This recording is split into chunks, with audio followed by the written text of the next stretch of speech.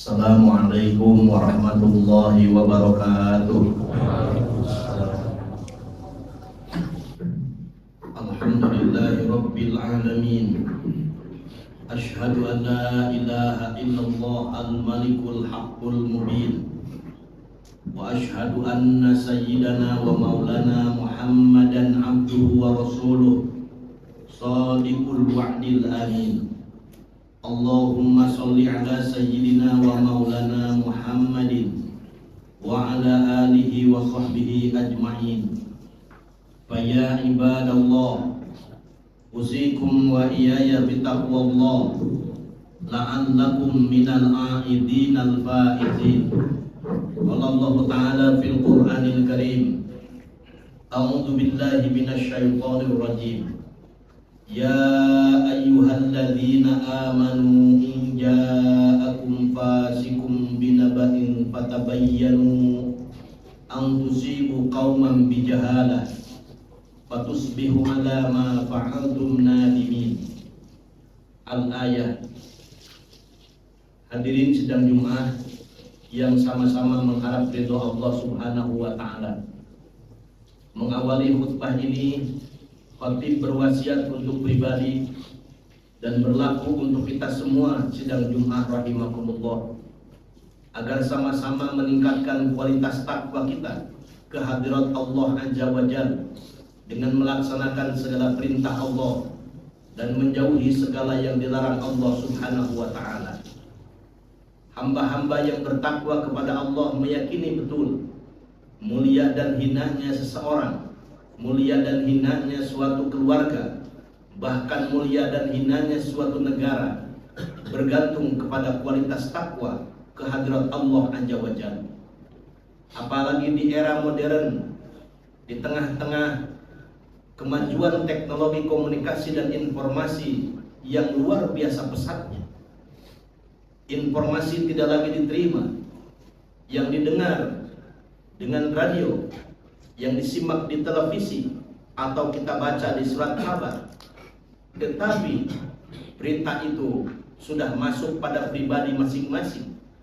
Masing-masing pribadi bisa menjadi radio, bisa menjadi televisi, dan bisa menjadi wartawan, siap memberitakan dan menginformasikan sesuatu kepada siapapun, dimanapun, dan bisa didengar atau disimak kapanpun oleh siapapun.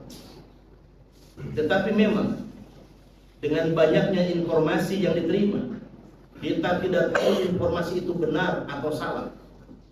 Benar kata definisi informasi, berita atau khobar dalam bahasa Arab. Khobar itu adalah mahtamala bihis sidku wasal. Berita itu adalah sesuatu yang benar ataupun yang salah. Tidak mungkin semua berita itu benar dan tidak mungkin semua berita itu salah. Maka untuk menentukan benar dan salahnya, Islam punya garis pembatas yang tegas dan jelas. Garis pembatas dan yang jelas itu adalah tabayun. Bahasa tabayun ini sudah merupakan bahasa sehari-hari yang sering kita dengar, bahkan sering kita lakukan, meskipun jarang atau abai kita lakukan ketika menerima informasi atau berita. Sehingga kalau kita setiap menerima berita tidak dilakukan investigasi reporting, tidak dipilah dan dipilih, tidak di cross check kebenarannya, maka sangat boleh jadi kita akan dirugikan dengan berita yang kita terima. Maka supaya tidak rugi, khusus untuk hamba-hamba beriman, jangan seperti pucuk bambu, kemana angin berhembus, ke sana ia mengarah. Kemana berita sampai ke telinga, ke matanya, itu yang dipercaya. Allah berfirman dalam Al-Quran surah Al-Hujurat ayat 6, Ya ayyuhalladzina amanu, wahai insan-insan yang beriman, in ja'akum fasikum binaba'in fatabayyanu, jika datang suatu berita dari seorang fasik, fatabayyanu, maka tabayunlah, check and recheck lah, filterlah, melakukan investigasilah pada berita-berita tadi. antusibu qauman bijahalah fatusbihu ala ma fa'altum nadimin, agar kita tidak melakukan tindakan-tindakan destruktif yang merugikan kepada diri kita dan orang lain. Efek berita yang tidak kita cross check kebenaran ataupun ketidakbenarannya. Hadirin sidang Jumat rahimakumullah, untuk melakukan check and recheck atau cross check berita, pertama, kita punya feeling atau good feeling dari good thinking atau positive thinking yang sering kita lakukan. Hati nurani kita tidak bisa dibohongi karena kita punya mata yang disebut dengan mata batin atau basirah. Maka ketika menerima berita, wa fi anfusikum afala tubsirun, apakah kalian sudah melihat pada diri kalian masing-masing? Tanya nurani, tanya hati yang terdalam, apakah berita ini bisa dipercaya atau tidak? Rasakan dengan rasa yang paling dalam, karena rasa itu tidak bisa dibohongi. Dan ketika rasa kita mengatakan ini berita benar, maka itu. Tetapi ketika rasa yang sudah teruji dan terbukti punya good feeling ini salah, maka abaikan. Jangan mudah di-share kepada orang lain, apalagi melakukan tindakan-tindakan tertentu. Ini perintah agama. Yang kedua, Allah memberikan akal, pikiran kita, logis tidak, rasional tidak. Menurut ukuran akal sehat, rasional yang terdidik di lembaga-lembaga pendidikan, baik di sekolah, di bangku kuliah, atau bahkan pendidikan yang kita dapatkan dari organisasi, dan mengasah kecerdasan lainnya di tempat-tempat yang mungkin tidak di pendidikan formal. Otak cerdas kita mesti digunakan untuk mengasah, bahkan mengasuh tindakan yang akan kita lakukan ketika menerima suatu berita atau suatu informasi. Apakah tidak cukup pendidikan sampai sarjana untuk menganalisis secara logika dan rasional kita, untuk mengambil suatu sikap, berita ini benar atau salah? Kalau titel sarjana atau bangku kuliah atau sekolah yang kita lakukan tidak mampu melakukan itu, lalu apa arti berpendidikan jika untuk memilah dan memilih berita saja tidak mampu? Di situ sesungguhnya ujian yang sesungguhnya, bukan di atas kertas, tetapi ujian ketika mengarungi arus kehidupan. Satu di antaranya adalah kecerdasan kita diuji ketika dihadapkan dengan suatu berita atau suatu informasi. Negara-negara maju yang masyarakatnya cerdas, berita-berita hoax itu tidak ada yang menyebarkan, karena penyebarnya itu bukan orang-orang yang punya kecerdasan terdidik, tapi justru gagal mengenyam pendidikan, ingin menciptakan kekisruhan, fitnah, mengadu domba, dan menghancurkan tatanan sosial yang ada tanpa landasan etika. Kalaupun berita itu disebarkan di negara-negara maju yang cerdas, mereka sudah bisa memilih ini berita tidak benar.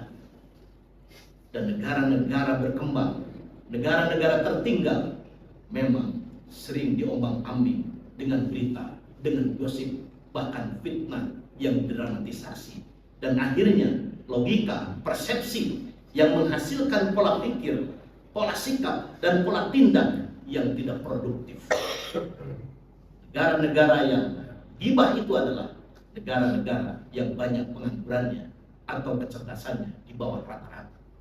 Maukah kehidupan kita dikategorikan kehidupan bangsa yang di bawah rata-rata? Maukah kita, negara kita dikategorikan sebagai negara yang memproduksi gibah terbesar di dunia dan kita menikmati berita-berita itu? Tentu tidak. In ja'akum fasikum binaba'in fatabayyanu. Hendaklah kita pandai tabayun. Yang ketiga, sesungguhnya secara etika sosial, dari cara menarasikan, cara menyampaikan, siapa yang menyampaikannya, etika sosial yang sudah kita pegang akan menjadi landasan untuk memfilter berita-berita yang ada. Hadirin sidang Jumat yang dirahmati Allah Subhanahu wa taala, satu dari sifat Nabi adalah tabligh, Tabligh itu dari balagho yuballighu tablighun, artinya menyampaikan informasi. Dan Dr. Ibrahim Imam dalam Ushulul I'lanil Islami menegaskan definisi tabligh sebagai tajwidun nas bil akhbaris sahihah wal ma'lumatis salimah wal haqa'iqis sabitah liyakunal haqqaiman wal qist. Tabligh itu tidak hanya menyampaikan informasi, tetapi memiliki makna tajwidun nas bil akhbaris sahihah, membekali manusia dengan berita yang benar, berita yang valid, berita yang bermanfaat.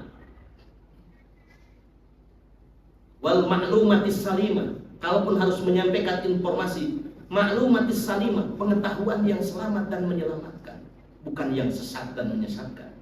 Wal haqa'iqis sabitah, dan kebenaran yang konsisten, yang tidak disebabkan karena suatu kepentingan tertentu.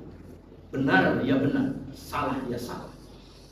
Sehingga apa yang kita mesti dengar, apa yang bisa kita lihat, apa yang bisa kita share, apa yang bisa kita sampaikan, sesungguhnya tidak terlepas dari motivasi. Kita ingin punya sifat tabligh seperti Rasulullah, menyampaikan yang benar, mengedukasi masyarakat, dan kita punya filter ketika menerima informasi-informasi yang tidak benar.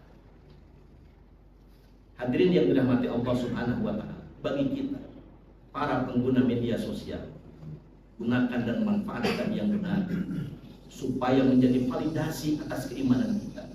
Sebagaimana baginda Rasul bersabda, "Man kana yu'minu billahi wal yaumil akhir falyaqul khairan aw liyasmut." Siapa yang beriman kepada Allah dan beriman kepada hari akhir, berkata yang benar, aw liyasmut, atau diam saja. Bermedia sosial, menyampaikan sesuatu yang benar, yang tidak sesat dan menyesatkan. Jika tidak, aw liyasmut, bungkam, tidak bermedia sosial sama sekali. Hadirin yang dirahmati Allah Subhanahu wa taala, semoga nasihat Jumat yang sering kita dapatkan pada setiap Jumat dari para khatib, para guru kita, bisa membuka cakrawala hati yang sumpah menjadi lapang dada, bisa membuka pikiran yang mumet menjadi cerdas luar biasa, dan konsisten dalam kebenaran, termasuk menerima atau menyampaikan informasi dalam hidup dan kehidupan sehari-hari. Semoga Allah menguatkan iman dan takwa kita, Allah menyelamatkan lisan, mata, dan pendengaran kita, agar semuanya ditujukan untuk Rabbuna Allah, Tuhan kita Allah. Amin, amin ya rabbal alamin. Barakallahu li wa lakum bima fihi minal ayati wa dzikril hakim wa qur rabbighfir warham wa anta khairur rahimin.